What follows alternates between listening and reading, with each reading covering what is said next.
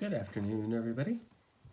Welcome to day 28 of our collective isolation experience. I'm closing in on 1 month of doing this, and I appreciate you all joining me. I think after a month we'll probably go back to do something maybe weekly. Anyway, how are y'all doing? How are you all handling it? It's Tuesday, April 14th, 2020. Big thank you to everybody who reached out to me yesterday expressing their concern. I did spike a fever the night before. But I woke up this morning fine, and no chest issues, no coughing, no fever. I have a little congestion. But I appreciate everybody reaching out. That's great. I think it was it must have just been a stress fever or anxiety attack or one of those stupid things.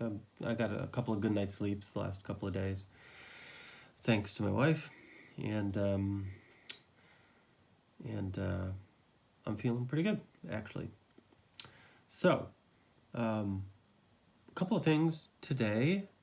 We had that big giant windstorm last night. I hope everybody's power stayed on. I noticed there were some power outages out and about. So I hope everyone was safe through that. We're putting our garden together. We start planting, apparently, I'm being told, today, this afternoon. It's a beautiful spring day outside. So we were able to actually take a little walk this morning, Uma and I, which was nice. Just a neighborhood walk. So we're handling things. Shout outs. I have one big shout out that has to do with my amazing cover illustrator for two of my books. Catherine Mouse, M-A-U-S. She did the cover for this book for The White Mountain. You can see it. The mountain, she's an graphic artist. The mountain is actually created out of a topo map, an actual topo trail map of the mountain, of Mount Washington, which is really cool. And I wanted to give her a shout out today because she has, for her sort of, isolation experience, she has this incredible studio and she does postcards and magnets and coffee mugs and tote bags, all this stuff with these amazing designs. And for her thing, she asked for people for pictures, for actual photographs of some landscapes, and she's turned them into graphic designs, and they are incredible and beautiful. And she's doing such great work. She's so talented. So I'm going to post all of her information down below, and you should go check out her work. So, speaking of the book. I'm going to do a little longer reading for you today because I forgot that yesterday was the 86th anniversary, 2020, 86th anniversary of the big wind on top of Mount Washington, April 12th, 1934, actually 2 days ago, April 12th, 1934. They registered a 231 mile an hour wind gust up there. And to this day, that stands as the highest land wind speed measured by man, And it played a big role. I was actually up there in 2017 on April 12th, celebrating the 83rd anniversary of that. And it plays a big role in the book. And I had meant to do it a couple of days ago, and I completely forgot, but I'm going to do it today. Because I'm going to read part of an essay from the book about the wind and the ice up there, and how that relates to one of my favorite authors, who is Samuel Taylor Coleridge, and his Rime of the Ancient Mariner. And I'm just going to read it to you because it was one of my favorite moments up there, and it has to do with poetry, and because I forgot. So I'm going to make up for that today. So here we go. This is from The White Mountain, this is from the chapter Like Noises in a Swound. It's a very famous word that Coleridge uses, which I'll talk about in the essay. And tell me what you think, okay? Here we go. If I don't do this in between, then David gets mad at me. So here we go. Ice is a paradox, terrifying and exhilarating, loud and deadly silent. It can mesmerize. It is art. It is the final ring of hell, according to Dante.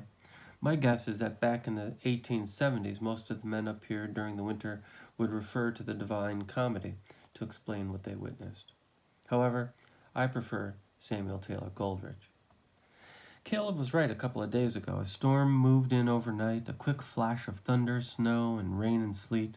This morning the mist sits heavy on the summit, ghostly. Everything, every building, piece of equipment, sign, railing, window, deck, rock, railway track, and tower, every single inch of every single everything is covered in rime and ice. The rime flints off every available surface, even the ground. The chains that hold the signal house to the ground are so encrusted I can't get my hand around a link. The summit sign is gone under the ice. The precipitation collector is under the ice. There are no rocks, only ice. And it's quiet. All sound relates only to ice, flakes tinkling in the slight wind, the crunch of my spiked boots against the ground, my breath, which from under my goggles looks hard like it's halfway to ice.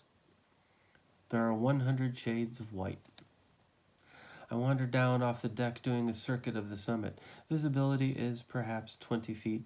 In some cases, the ice on the side of a wall or railing blends so perfectly with the misty air that it's like an illusion.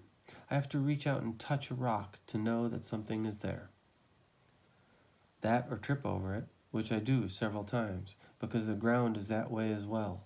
White ice. And for the first time since I read the Rime of the Ancient Mariner back in college, I finally, like a flash of lightning, understand the one word in that epic poem that has perplexed and befuddled me for decades. Swound. I am in a daze, in a dream world. I am hearing noises in a swound. Coleridge's 1798 masterpiece tells the tragic story of a mariner's journey. At first, the voyage goes well, but a vicious storm drives the ship into Antarctic waters and into an ice jam.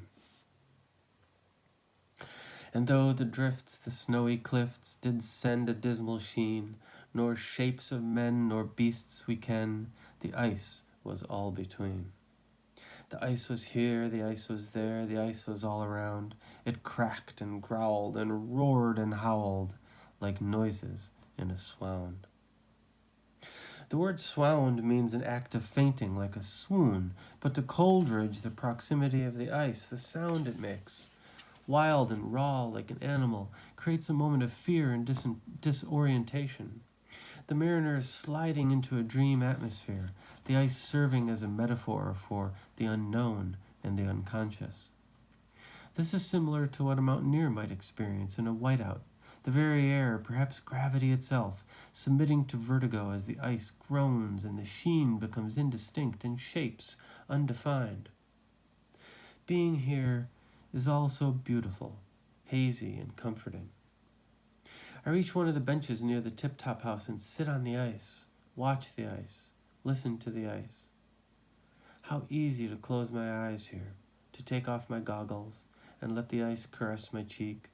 How simple it would be to surrender to the swound. But then, who would make the stuffed mushrooms for John's Thanksgiving dinner tonight? Who would open the cans of cranberry sauce? I was determined not to let John down. I break free from the siren song of the ice and head back to the tower. Over my shoulder, the ice growls.